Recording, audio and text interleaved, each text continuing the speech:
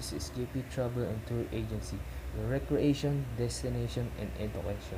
On behalf of Travel and Tours, my name is Sunny Dino, or you can call me Kuya Leia, your tour guide for today. And besides me, our coach captain, Kuya Dwayne Wade, he is a driver and licensed for a long years. And now we are going to Cavite City. And while we are heading to our destination, let me tell you some few reminders, okay? First, put your trash in the trash bin. Second, avoid walking while the bus is moving. Third, always listen to your tour guide. And fourth, don't forget our bus number, which is bus number 4. Thank you. Here are some facts about Cavite City. First, the history. Brief history of Cavite. Colonizers arriving in the late 16th century saw an unusual chunk of land thrust into Manila Bay and saw its value as the main staging ground from where they could launch their bulky galleons. Formed in the shape of a hook, which in Tagalog is called Cavite, it became the most important port linking the colony to the outside world. What is now Cavite City was once a mooring place for Chinese junks trading that came to trade with the settlements around Manila Bay. In 1571, Spanish colonizers founded the port and city of Cavite and fortified the settlement as a first line of defense for the city of Manila.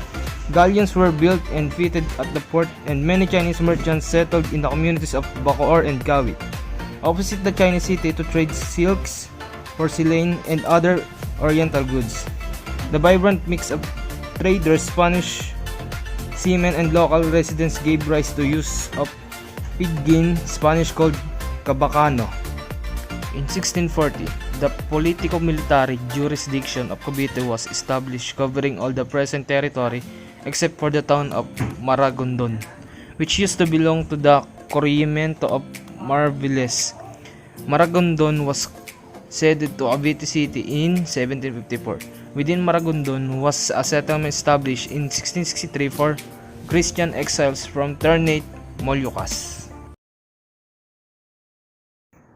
Emilio Aguinaldo, born March 23, 1869 near Cavite, Luzon, Philippines, and died February 6, 1964 at Quezon City. Emilio Aguinaldo was a Filipino leader and politician who fought first against Spain and later against the United States for the independence of the Philippines. Aguinaldo was of Chinese and Tagalog parentage. He attended San Juan de Letran College in Manila, but left school early to help his mother run the family farm. In August 1896, he was mayor of Cavite Viejo, present-day Cavite, adjacent to Cavite City, and was the local leader of the Katipunan, a revolutionary society that fought bitterly and successfully against the Spanish. In December 1897, he signed an agreement called the Pact of Biak na Bato with the Spanish Governor General. Aguinaldo agreed to leave the Philippines and to remain permanently in exile on condition of a substantial financial reward from Spain, coupled with the promise of liberal reforms.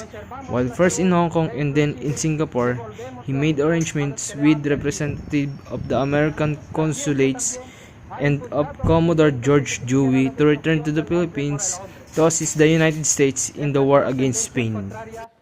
Aguinaldo returned to the Philippines on May 19, 1898 and announced renewal of the struggle with Spain.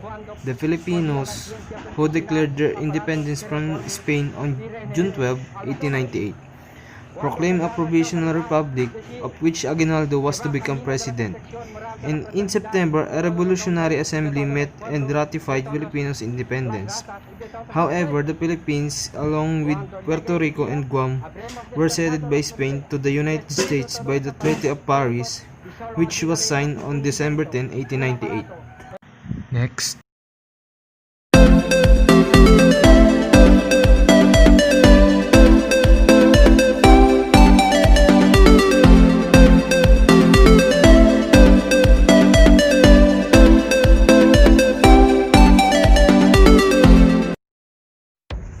Tamales, one of the most favorite delicacies of Cavite City and bread filling by pure-blooded Caviteño, made of ground peanuts and galapong that is steamed and wrapped in banana leaves. It looks simple at first sight but requires a very tedious process to make. The most popular brand of tamales is named after the current owner's great-grandfather, Henry Benjamin Robinson, a former staff member of the USS Olympia under Admiral George Dewey. In the Philippines and Guam, which were governed by Spain as a province of Mexico, different forms of tamales exist. Some are made with a dough derived from ground rice and are filled with seasoned chicken or pork with the addition of peanuts and other seasonings such as sugar. In some places, such as the Pampanga and Batangas provinces, the tamales are wrapped in banana leaves, but sweet corn varieties from the Visayas region are wrapped in corn husk similar to the sweet corn tamales of the American Southwest and Mexico. Because of the work involved in the preparation of tamales, they usually only appear during the special holiday or other big celebrations. Various tamale recipes have practically disappeared under the pressure of modern life and the ease of fast food. Several varieties of tamales are also found in the Philippines.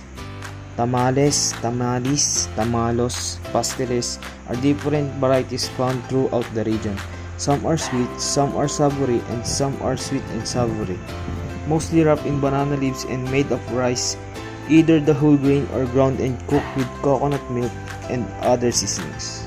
They are some filled with meat and seafood, or are plain and have no filling. There are certain varieties, such as tamalos, that are made of a sweet corn masa wrapped in a corn husk or leaf. There are also varieties made without masa like tamales, which are made with small fish fry wrapped in banana leaves and steamed. Similar to the tamales de charal from Mexico, where the small fish are cooked whole with herbs and seasoning wrapped inside a corn husk without masa. The number of varieties has dwindled through the years, so certain types of tamales that were once popular in the Philippines have become lost or are simply memories. The variety found in Guam, known as tamales guiso, is made with corn masa and wrapped in corn husks. And as with the Philippines, tamales are clear evidence of the influence of the galleon trade that occurred between the port of Manila and Acapulco. And now, let's go to our first destination, which is the Aguinaldo Shrine.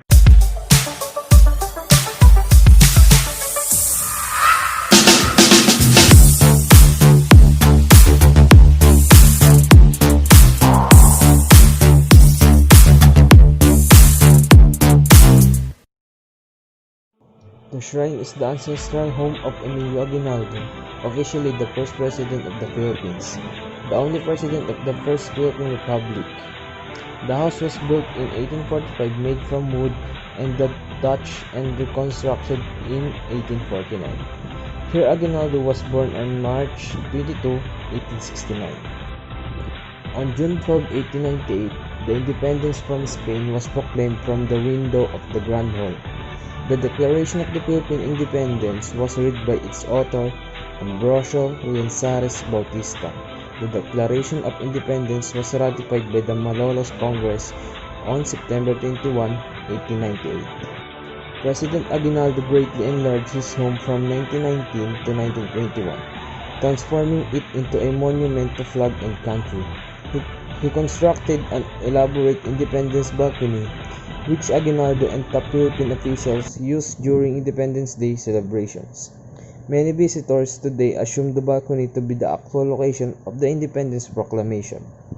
Aguinaldo donated his home to the Philippine government on June 12, 1963, to perpetuate the spirit of the Philippine Revolution of 1896 that put an end to Spanish colonization of the country. To my beloved tourists, it's time to say goodbye. I hope you learned a lot from me about Cavite City. Your next destination is Laguna, and that will lead by Miss Lori and Jane Flores. Bye-bye!